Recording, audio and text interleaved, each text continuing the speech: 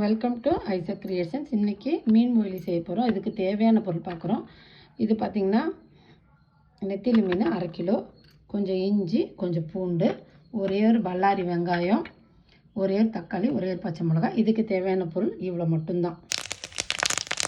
வானல் எண்ணெய் காஞ்சிச்சு, கடுகு போட்டாச்சு. இப்போ கருவேப்பிலை, வெங்காயம்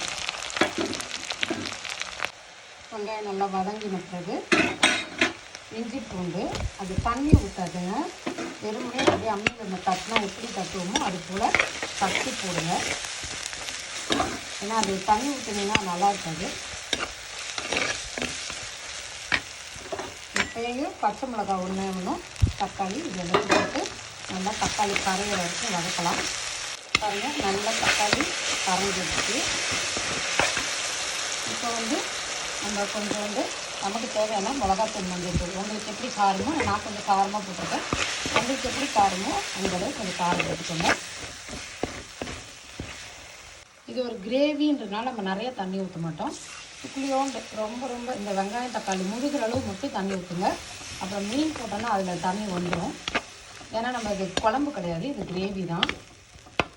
பாருங்கள், இந்த அளவு இருந்தால் போதும். ஏன்னா மிளகாத்தூள் வாசனை போகிறதுக்காக மட்டும்தான், தவிர வேறு எதுக்காகவும் இல்லை. அதனால் இந்த அளவு கொஞ்சோண்டு தண்ணி ஊற்றி விட்டுருக்கோம். இப்போ லைட்டாக எண்ணெய் பிரிஞ்சு வந்துடுச்சு, மிளகாத்தூள் வாசனை போயிடுச்சு. இப்போ நெத்திலி மீனை நம்ம தண்ணியை நல்லா வடிச்சிட்டு நெத்திலி மீன் மட்டும் போடணும், வேறு எதுவுமே போட்டு தண்ணியே லைட்டாக கூட இருக்கக்கூடாது. ரொம்ப நம்ம கிளறவும் கூடாது, அதையும் ஞாபகம் வச்சுக்கோங்க. அவ்வளோதான், இனிமே கலரக்கூடாது, வெந்துச்சுன்னா கலரக்கூடாது. இதை இப்போ வேக வச்சு மூடி வச்சிடலாம். பாருங்கள், பாதி வெந்துருச்சு. இப்போ நம்ம கொஞ்சோண்டு தேங்காய் பால் விடலாம்.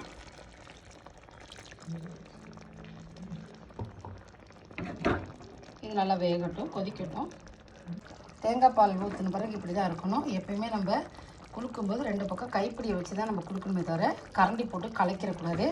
இப்படி லைட்டாக ஆட்டி அதை வேக விடணும். இல்லைன்னா அது ஏற்கனவே நெத்திலி மீன் ரொம்ப சாஃப்ட்டு, படக்குன்னு உடஞ்சிக்கும். இது இருக்கும்போது நம்ம சாம்பாருக்கு எவ்வளோ புளி ஊற்றுமோ அந்த அளவு மட்டும் புளி ஊற்றணும், நிறையா புளி ஊற்றக்கூடாது. சாம்பாருக்கு நம்ம ரொம்ப கம்மியாக ஊற்றுமோ அந்த மாதிரி புளி ஊற்றணும்.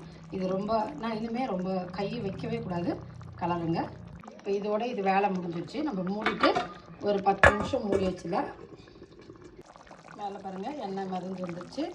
முன்னாடி பார்த்ததோட குழம்பு இப்போ சுண்டி இருக்கும். நல்லா எண்ணெய் வந்துடுச்சு.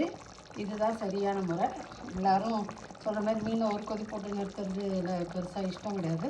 நல்லா வேக விட்டு ஆஃப் பண்ணால் நல்லாயிருக்கும். அது மாதிரி இதை இப்போ கரெக்டாக கிரேவி மாதிரி இருக்கும். இன்னும் கொஞ்சம் மதியானம் சாப்பிடும்போது பார்த்திங்கன்னா நல்லா தண்ணி சுண்டி நல்லாயிருக்கும். சாப்பிடும்போது பார்க்கலாம். இது நல்லா சூப்பராக அமைஞ்சிருக்கு. இப்போ தேவைப்படும்போது இது சாப்பிட்டுக்கலாம். இந்த வீடியோ பிடிச்சிருந்தா லைக் பண்ணுங்கள், ஷேர் பண்ணுங்கள், சப்ஸ்கிரைப் பண்ணுங்கள். நன்றி, வணக்கம்.